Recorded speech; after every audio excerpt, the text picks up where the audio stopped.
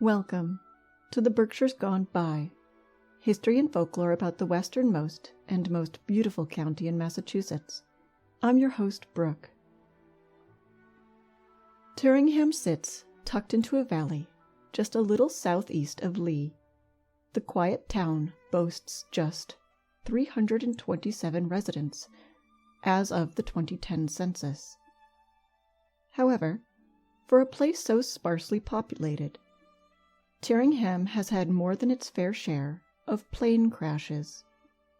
All of these crashes have involved small private planes. A large flat field nicknamed the airport, and owned by a man who loved to fly, was the site of a crash when a landing went wrong. One plane was downed during a storm, in heavy rain and fog, off of the rugged George Cannon Road, and another was lost just over the town line in the Beartown Forest. But what if a plane were to take off and never come back down?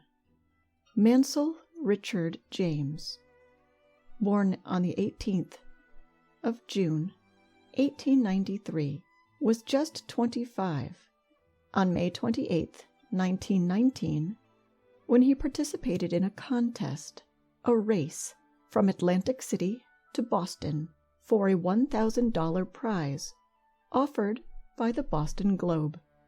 Just a few weeks earlier, on the 6th, he'd surrendered his commission in the Royal Air Force. He'd been living in Watford, Ontario, when he enlisted a few years before. The Royal Flying Corps taught him to fly in a biplane called a Sopwith Camel. He flew with Squadron Number 45, and from there he became a flying ace after destroying 4 enemy planes over Italy in 1918 during the First World War. He'd go on to down a few more and be honored with the title of Captain and a Distinguished Flying Cross that was accompanied by the lines, "An excellent scout pilot who has at all times shown great skill, courage, and determination in attacking enemy machines. During a short period of time, he has destroyed 9 enemy airplanes." He was in service for 2 years, and it is certain that he took down 11 enemy aircraft. But something strange was about to happen to this experienced pilot. He won the competition and made it to Boston in record-breaking time. After landing just north of the city, he took off again and headed back southwestward toward Atlantic City. He had decided that an easy way to navigate was to fly a little inland instead of along the coast, and to follow railroad tracks. It seemed like a good idea. But at this time, there were many more rail lines than there are today.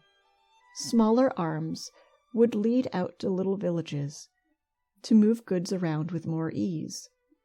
Trucks were still rather rare, and horses were still rather slow. Well, he got lost, and after following the wrong track, on the 29th, he ended up landing on a field in Tyringham to service his plane and figure out his route. Landing a Sopwith Camel is quite an undertaking. While still in the air, the engine must be cut to slow the plane down. Then it's restarted just at the right time to create enough forward momentum to draw the plane across the ground. But then it's cut again, because this plane doesn't have any brakes. It would have to roll to a stop. After studying his charts and resting for 2 days, he took to the air and was never seen again. So, what happened? Well, of course he came down somewhere, but no one has ever found him. Or, if they have, they didn't know what it was they'd found. This is where things start to get a little confusing. After taking off, he was spotted in some very different locations. But why are some of these suspicious? Well, it was 1919. Planes were still very rare, and especially rare over rural places, like the farthest county in western Massachusetts. This means that when someone saw a plane in the sky above, it was a very big deal, a memorable event. However, we must keep in mind that he wasn't the only one in the sky that day. There'd been a contest. So when he was reported to have been spotted on the 29th, flying without problem above Connecticut, we might want to consider that it could have been another contestant. A far larger number of people, who'd gathered in Tyringham to see his departure, said that he'd waited until the 2nd of June to leave their village. I haven't been able to find any documentation, such as newspapers or books, to tell which field it was, or where the field used to be, because much of the old farmland in Tyringham has grown into forest since then. The townspeople watched in amazement as he got up speed across the shorn field and then began to climb. They claimed to have seen him take off going southward, but then turn west. They thought that perhaps he was going to fly a circle and land again, but he vanished, out of sight, over the trees, the mountains, and was gone. Why might he have gone west? Well, from Tyringham he might have been trying to fly westward, to Lee, where he might have been planning to follow a rail line that runs along the Housatonic River. It was reported in the New York Tribune on August 6th of 1919 that someone picking berries just northwest of Salisbury, Connecticut, on Mount Riga, found a downed plane. But when asked how soon he could lead search parties to his discovery, the man had no end of excuses as to why he was unable. First, he was afraid that someone else would then know where it was and try to claim the reward. But, as it had just been documented by that very interview and published in the newspaper, wouldn't that have been proof enough that he had found it first? Then he was worried about foggy weather. Then rain delayed him. Soon his excuse was that he didn't feel strong enough to hike up the steep mountainside that he claimed it clung to. Said the man who scaled that same hike to pick berries. No more ever came of his claim. The reward he had been hoping to secure was $5,000, promised by James's uncle to anyone who found his nephew's downed machine. Meanwhile, on the assumption that he was dead, Captain James was posthumously awarded the Pulitzer Prize for his record-breaking long-distance flight from Atlantic City to Boston. In 1921, it was speculated that he could have crashed into a river in Poughkeepsie, New York. Nothing ever came of that theory either. In 1925, a hunter named Warren Campbell from Brooklyn, New York, became lost and claimed to have found a downed plane in Tyringham. Newspaper reporters and other officials from Pittsfield formed search parties and, following the hunter, fanned out over the area, but found nothing.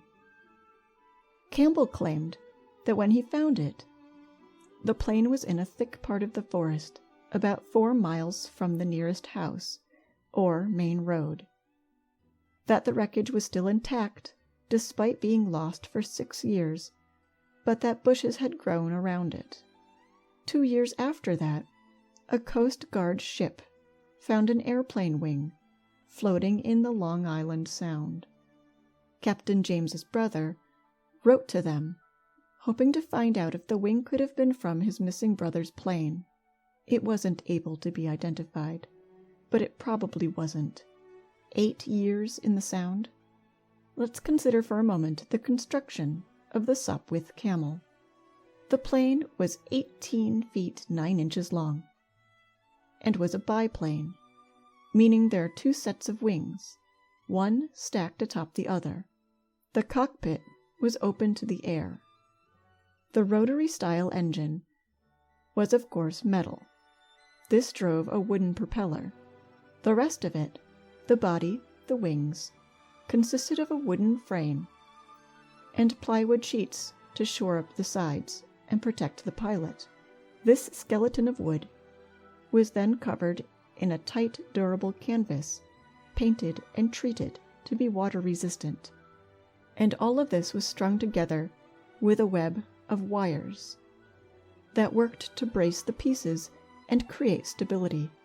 A design flaw was that if one brace were to break or be shot out during battle, the plane could shake itself apart, because to ensure the plane's light weight, there were no redundant struts to act as a failsafe.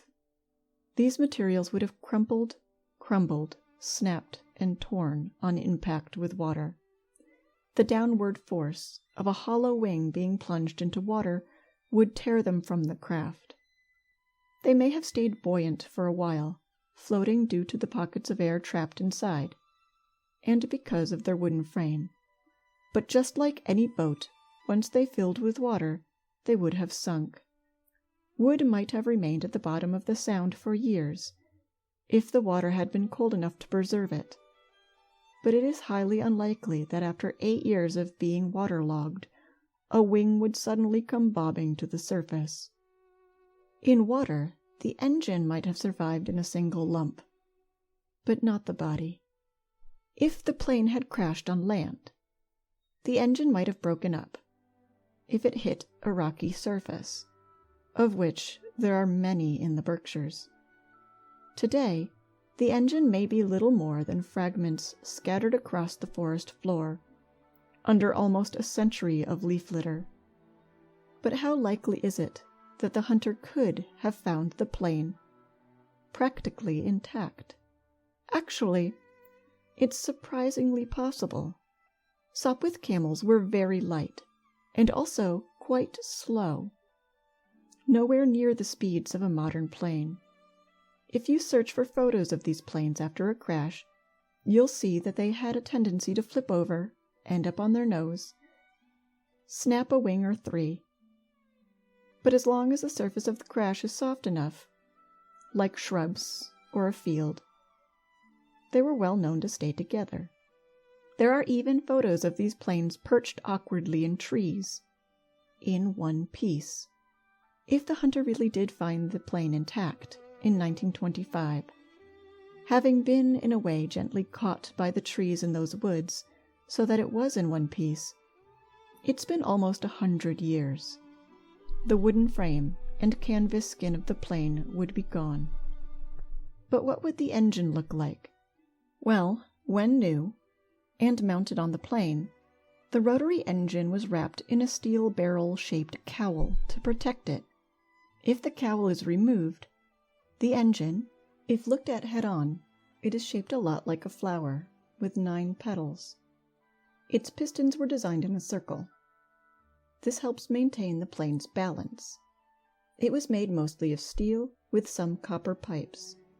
Rusty steel and copper pipes turned green would blend in very well with the Berkshire woods. It would take a very sharp eye to spot the plane's remains today. And what about the body of Captain James? If he was killed in the crash, his remains would be long gone. I'm certain that the chances of finding anything of him after a century are non-existent. A pin, perhaps, some buttons, maybe. But I'm not saying you shouldn't bother having a look around those woods. Quite the opposite. I'm saying you should. Grab a metal detector, go for a hike, wander a path you've never been down. Because whether the wreckage is obvious, but unidentified, or hidden and hard to spot, that plane is out there somewhere. And maybe you'll be the one to finally find it, and solve the 100-year mystery of the Tyringham plane that went up but never came back down. This has been The Berkshires Gone By. Created, written, directed, and read by myself, Brooke Renier, and co-produced by Deanna Garner. You can find images related to our episodes and Berkshire history on Instagram, Twitter, and Facebook. You can also find more episodes on Twitter, Facebook, and YouTube, as well as at our website, www.theberkshiresgoneby.com. You can email us with new ideas anytime at theberkshiresgoneby@gmail.com. We hope you'll join us for our next episode. Thanks for listening.